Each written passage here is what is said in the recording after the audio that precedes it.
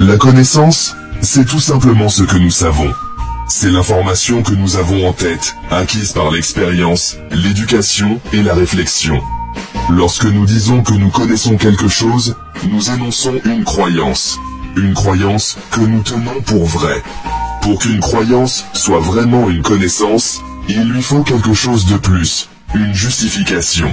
Cette croyance vraie et justifiée est ce que les philosophes appellent la connaissance propositionnelle. C'est le type de connaissance que nous utilisons tous les jours. Elle nous aide à naviguer dans le monde, à prendre des décisions et à comprendre notre place dans celui-ci. Et c'est le fondement sur lequel nous construisons des idées encore plus complexes.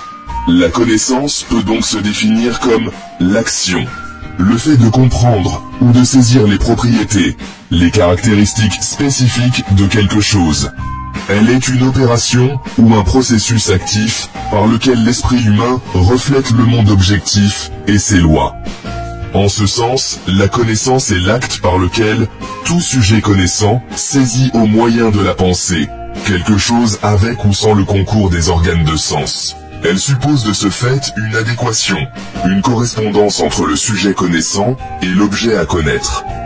C'est donc le moyen par lequel l'homme sort de l'ignorance. À présent, abordons la question de l'origine ou la source de la connaissance. Un problème qui nous laisse découvrir deux courants de pensée totalement opposés. Il s'agit du rationalisme et de l'empirisme.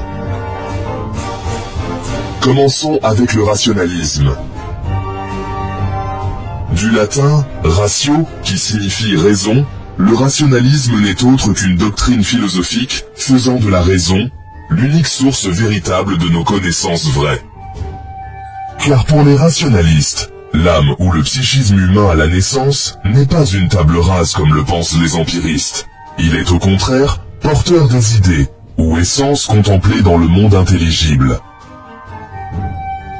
Platon, un brillant philosophe, nous a donné l'allégorie de la caverne. Imaginez des prisonniers enchaînés dans une caverne, ne voyant que des ombres projetées sur le mur. C'est ainsi, soutenait Platon, que vivent la plupart des gens, en prenant des ombres pour la réalité. La vraie connaissance, croyait-il, venait de la raison et de la compréhension des formes, les essences parfaites des choses. L'âme étant le lieu de la raison, l'homme n'apprend rien dans ce monde, il se souvient simplement.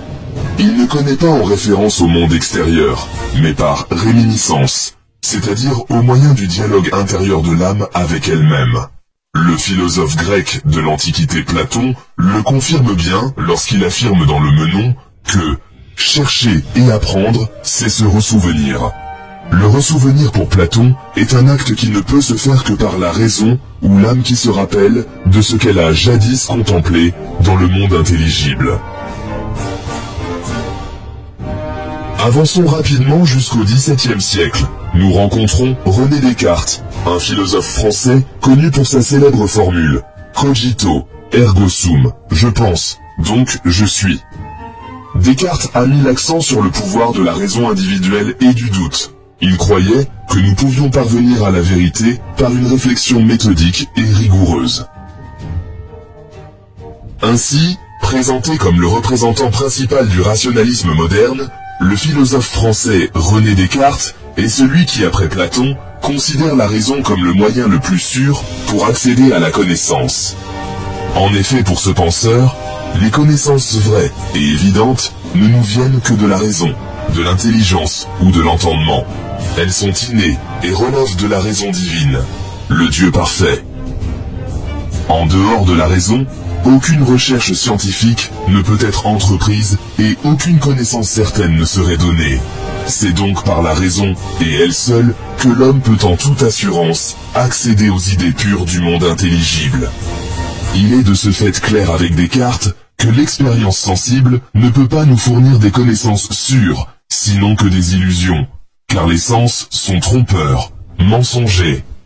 En ce sens, René Descartes écrit dans ses méditations métaphysiques que « j'ai quelquefois éprouvé que les sens étaient trompeurs, et il est de la prudence de ne se fier jamais entièrement à ceux qui nous ont une fois trompés. » Bien que ni Platon ni Descartes n'aient explicitement parlé du nationalisme, un concept beaucoup plus tardif, leurs idées ont indirectement influencé son développement.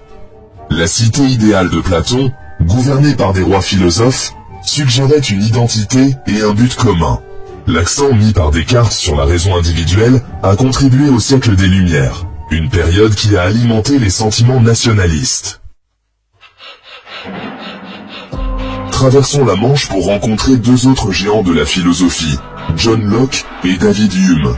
Ces messieurs étaient les champions de l'empirisme, la croyance que toute connaissance provient de l'expérience sensorielle. En termes plus simples, l'empirisme est aussi une doctrine philosophique, mais qui, à la différence du rationalisme, fait de l'expérience et les organes de sens la source par excellence de nos connaissances. En effet, si pour les idéalistes, la connaissance dérive de la raison, pour les empiristes, au contraire, elle est l'œuvre de l'expérience sensible. Oubliez donc les idées innées, soutenait-il. Nos esprits sont des ardoises vierges à la naissance, prêtes à être écrites par le monde qui nous entoure. John Locke soutenait que nous acquérons la connaissance par nos sens, en formant des idées simples qui se combinent ensuite en idées plus complexes. Il croyait que le langage jouait un rôle crucial dans ce processus, nous permettant d'exprimer et de partager nos idées avec les autres. Pour John Locke, l'âme à la naissance n'est qu'une tabula rasa. Elle demeure vierge, sans aucune idée, et devient cet espace vide où l'expérience sensible vient inscrire sa marque. Il n'y a donc pas de connaissance en dehors de l'expérience sensible que nous entretenons avec le monde matériel. C'est par son contact avec le monde matériel que l'homme acquiert les connaissances par le biais des organes de sens. Ceux-ci sont l'unique moyen par lequel ce dernier entre en contact avec les objets extérieurs et sensibles qui s'impriment dans son âme sous forme d'impression ou d'intuition sensible. Pour preuve, sans organes de sens, l'homme ne saurait avoir les idées de couleur, de son, de saveur ou de température. C'est dans ce sens que John Locke écrit dans Essais philosophiques concernant l'entendement humain que « Supposons donc qu'au commencement, l'âme est ce qu'on appelle une table rase, vide de tout caractère, sans aucune idée quelle qu'elle soit. Comment vient-elle à recevoir des idées ? À cela, je réponds en un mot, de l'expérience. Il est ainsi évident que la connaissance est l'apanage ou le monopole des organes de sens, car même la causalité ne peut être saisie a priori, c'est-à-dire par la simple raison dénuée du secours de l'expérience. Seule l'expérience nous aide à saisir les relations entre les causes et les effets. Notamment, par l'habitude de voir telle cause produire le même effet, nous nous approprions ainsi une connaissance sûre. David Hume, un philosophe écossais connu pour son scepticisme, a poussé l'empirisme un peu plus loin. Il a remis en question même nos hypothèses les plus fondamentales sur la causalité et le moi. Il faut donc noter avec David Hume que sans l'expérience, l'homme ne saurait jamais que le feu consume, et que sous l'eau, on suffoque. Devant cette évidence, David Hume n'a pas hésité d'écrire dans son enquête sur l'entendement humain que ce n'est pas la raison, mais l'expérience qui nous instruit des causes à effet. En d'autres termes, pour les empiristes, sentir, c'est connaître.